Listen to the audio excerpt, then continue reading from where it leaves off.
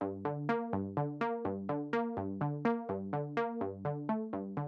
tell the world about you. Who are you? What do you do?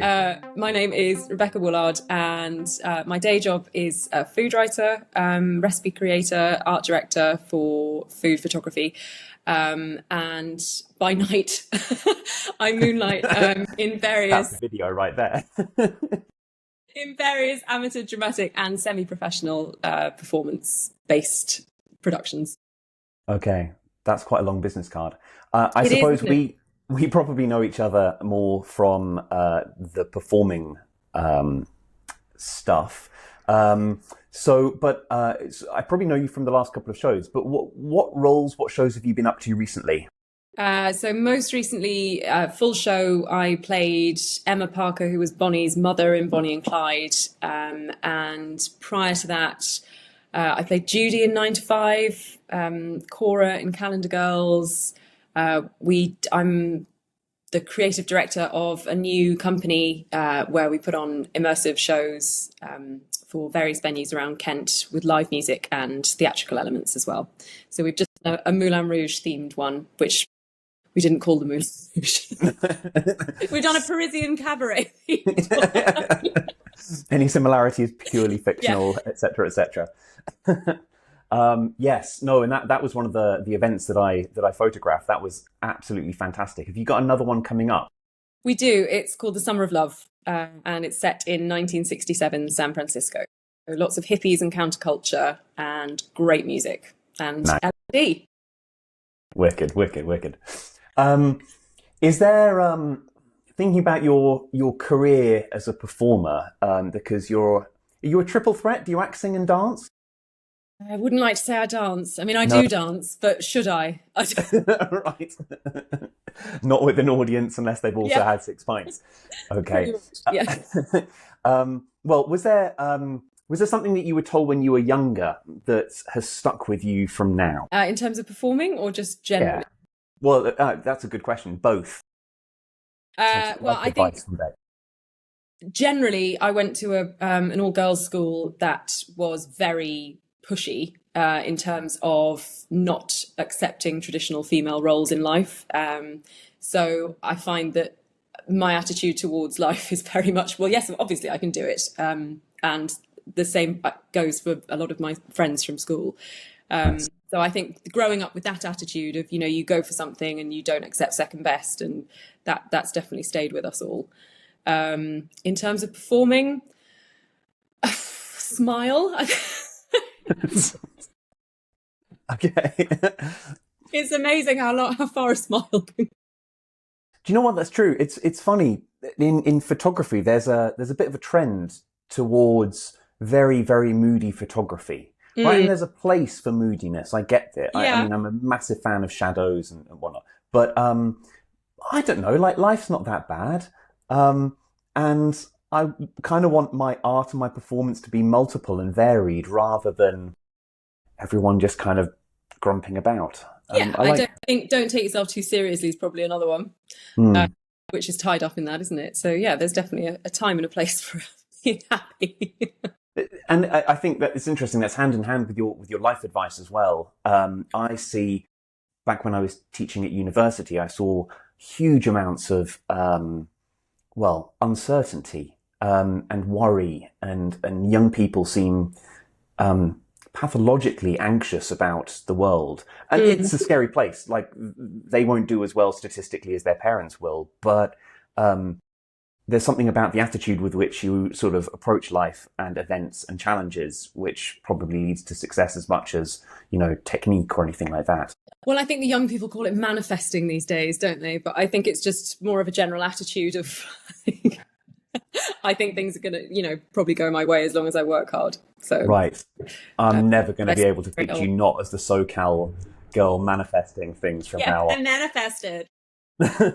Oh, amazing. Okay. Is there something that you've learned in latter years that might have done you better when you were younger? Um, I think after I had my son, I switched from full-time work to being freelance, which was not by choice, it was necessity. And I think over the sort of the last 8 years that I've been freelance, I've really learned you just say yes to everything. For the first, there are things where I end up saying no, but I think the more you say yes, the more opportunities come your way, because I suppose that's the real life embodiment of just smile, isn't it? If you're the person that always makes things happen, even if they're jobs you don't want, or you wish you got paid a bit more, or you haven't really got time, you just say yes and you make it work somehow, and then it does seem to reap rewards. So I think that's my attitude to freelance now. Right. To work in general. Or say yes at first and then work out how you can sort of turn it to be something that works for you better. But the initial yes is the important bit, I think. Right. That addition at the end, work out how it can be better for you and work out, well, that equally is important. The worry I think I would have about a purely just say yes attitude is overwork and burnout. Sorry, carry on. Well, I'm just going to say I burned myself out working at the university quite palpably. Have you developed ways of avoiding burnout?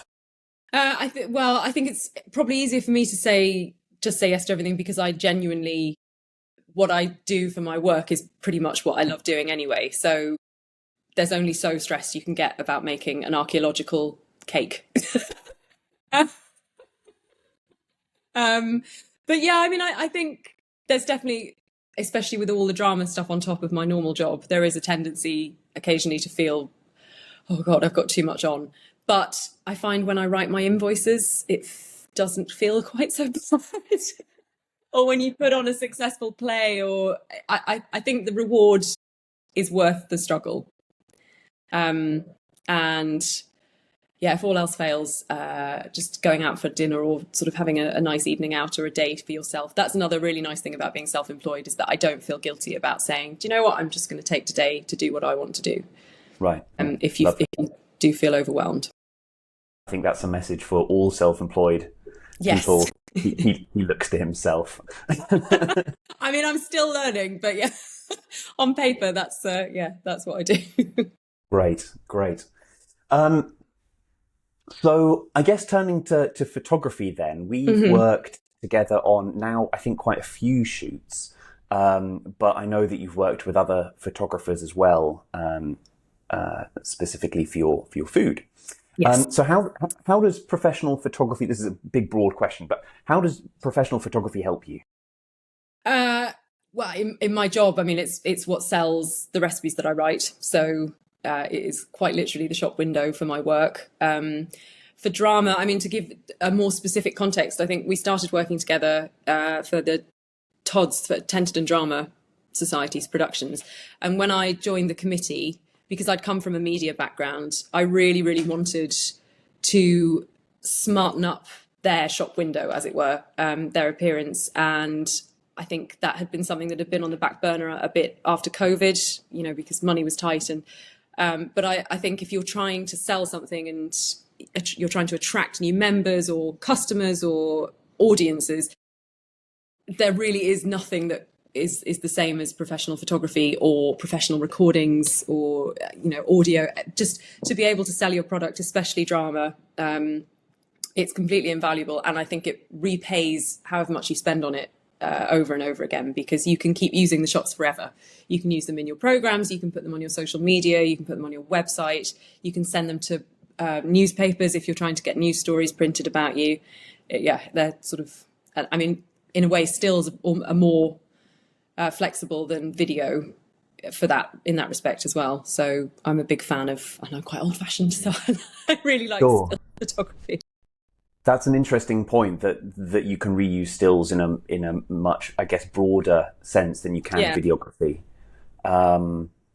So in that sense, it sounds like you view professional photography as an investment. Yes, absolutely, 100%. Interesting. Okay, how do you go about choosing a photographer in that case? Well, it primarily starts with, do I like the pictures they take? Right. I think that's got to be kind of obviously the first point of call. But as someone who works with photographers a lot, if you don't get on with them, then I think it doesn't matter how beautiful their photography is. You're not going to come away from that working day feeling like you've achieved something, because I think for the creative process to be really successful, you have to have a rapport on a sort of person to person level, as well as just thinking they take beautiful pictures. And you have to have a way of working that's similar. I've worked with really, on paper, really beautiful award-winning photographers, but somehow the work that we come away with never quite fills me with joy in a way that working with some others does. And I think it's whether your minds are in sync, I guess, I suppose, as an art director and a food stylist. I see something in my head, and knowing that the photographer also sees that is really important, because if they don't, then it doesn't matter how beautiful their lighting is. It's right just to work. So that's really interesting. Can you I guess I feel quite flattered that we've now done a few shoots and you've not thrown a beer at me yet. Yeah. Can you have you got any horror stories? Mentioning no names, of course. I mean, food, or is it just a feeling? No, there've been like actual clashes where photographers have sort of. There was one really not very nice man who took about an hour to get his setup right, and with food, you dress it all in the kitchen and then you put it on the set, and then you take a picture of it and you look at it on screen, and it always looks different. There's no way. I mean, maybe once in 100 shots you'll go, no, I don't want to do anything to that. It's fine. And there was one man who just wouldn't let the food stylists touch the food. He said, well, you should have got it right in the kitchen. And so, but he could take an hour to do his setup. I've had photographers. Was he shooting film? I mean, no. This was photos are free. That's mad. Yeah. And I've had photographers ask for coffees when I've been in the middle of kind of balancing really delicate things for a cover shoot. Just like, oh, could you just make me a coffee? Here's a dirty cafetiere. Just wash it out. There have been a few horror stories, but generally you learn very quickly the people that you like, and you don't book the ones you don't again. That's just insanely disrespectful. Yeah, it's quite. He came to me recently wanting to work with me on a separate project. I was just. From my perspective, I think it's really important to get to know the people that you're working with. I think the process, the photo that comes out is the end result of a process which is much greater than just simply clicking a shutter. That's the easy bit. Setting up the lights are the easy bit. Whether or not it's, well, I guess you can't talk to food. You can talk to the chef or the cook, though. But I do talk to the food. Oh, sorry, I stand corrected. I don't know whether it listens, but we do talk to it. I learnt the other day that that plants do better if you talk to them as well. And there are studies to show that. I've got a dying fig plant in the other room, and it's because I've been cussing and swearing at it for the last couple of months whilst it's been dying, and the poor thing just wants a cuddle. So I started doing that, and yeah, the leaves have stopped dropping. It's mad. You should sing to it. Maybe when there's no one else around. And yeah, so talking to people and getting to know the person and helping to draw out what excites them and what they want to do in the future is a great way of firstly distracting them from the fact that they've got a big bloody camera in front of them and horrible lights around. But it's that kind of interest that you want to get out of somebody in a photo shoot, isn't it? Whether it's a sort of headshot or the actors can do it for themselves if it's, event photography on stage. Yeah. It's, I mean, I loathe, as I think we've spoken about, having straight to camera pictures taken. I absolutely hate them. So for me to come out with pictures that I actually like from a photo shoot is quite a feat. Well, thanks. I did Beck's photos. So I appreciate that. Why? What was it about that photo shoot that you? I mean, it was in. It wasn't just that one. It's all right. photo shoots. It's just, I don't know. It's like that scene in Friends where they're having their wedding pictures done or their engagement pictures, and Chandler does this ridiculous face. I always feel like someone points a camera at me, and I sort of do that. But yeah, I don't know. Whereas reportage stuff, I'm absolutely fine with somebody taking photos where if I know they're taking photos, but I don't have to pose at them, then I'm fine with it. I don't know. I think it's the contrivance of that moment where the person is very conscious of the camera being held there and stuff like that, and they go, "Oh, what to do?" Maybe. So I do my best to try and put that all to the side. That's not the important bit of photography. The important bit is the relationship that you establish with the person on the other side of the lens, and hopefully they can then just the photos. Oh, we should get this photo out of the way. Do you know what? And then we'll carry on having a chat. And I think that's that's how you get people to avoid that terror, that fear of the instant one. Have you ever had any feedback, either from the public or cast about your photography? Well, so not my headshot, because that was a strictly sort of dramatic thing. But I've had a lot of feedback about the events photography that you did for us in After Midnight, for the Moulin Rouge event and the Speakeasy as well. Wonderful. And a lot of people saying, because the Speakeasy was for the Tenterden Drama Society, that it was, it just looked so fabulous and high class, for want of a better word. But I really think we captured you captured with the photography, the feel that we were going for of that sort of very exclusive private event. So those have been really, really invaluable to us. Yeah. Oh, wonderful. Your food photographer as well is out of this world good. I mean, yes, some of them are amazing. I mean, they're all good. You have a number of? Yeah, we've got quite a few, and they all have completely different styles. But I think the one that you're talking about, she is really, really amazing. What's her name? Like, she's called Maya Smend. She's German, and the first time I worked with her, I was absolutely terrified of her because she's very German, and if she thinks something's wrong, she will tell you, and not in a tactful way. But now that I've been working with her for nearly 20 years now, and we sort of we get on really well, and I'm just as bolshy if I don't think something's right as well, and we have a kind of laugh about it. So it's a really nice working relationship. But she's fabulous, and when I see that she's photographing my recipes for other clients, I'm always thrilled because I know they're going to look really, really perfect. Wonderful. So, brilliant. I think that speaks to it's interesting going back to what you were saying earlier about how you choose a photographer. I think you're absolutely right that the relationship that you develop with the photographer is right, but ultimately you've got to like their work as well. That's the first sort of filter of choosing. I've never thought that there's much competition between photographers because of that first pass. Unless your photos are identical in style, and there is so much to do in the world of photography that's highly unlikely that it's very uncompetitive. So I'd love to give her a shout out because I think her work's amazing. Yeah, it really is. She's her lighting is just stunning. It's worth all the that's not working for me, take it away. You with a thick Bavarian accent, no doubt. Yeah. So as a performer then, where do you need your photos to go? Do you use digital or do you use print at all? So at the moment it's mostly digital. I mean, I'd say almost exclusively digital, because for After Midnight, which is the immersive company that I've started up, all of our advertising is currently done mostly through social media, to be honest. Mostly digital, but I do like to print things out as well. Like I think probably the days of printed portfolios for things like this company are over.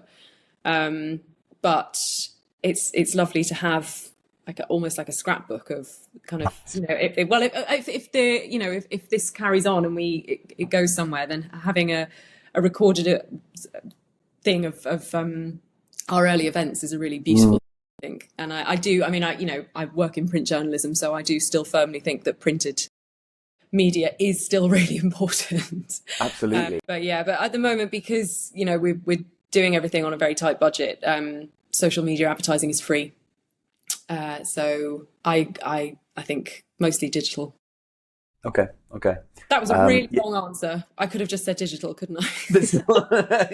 Well, to be fair, I mean, all of these are like, when do you get into performing? 1993.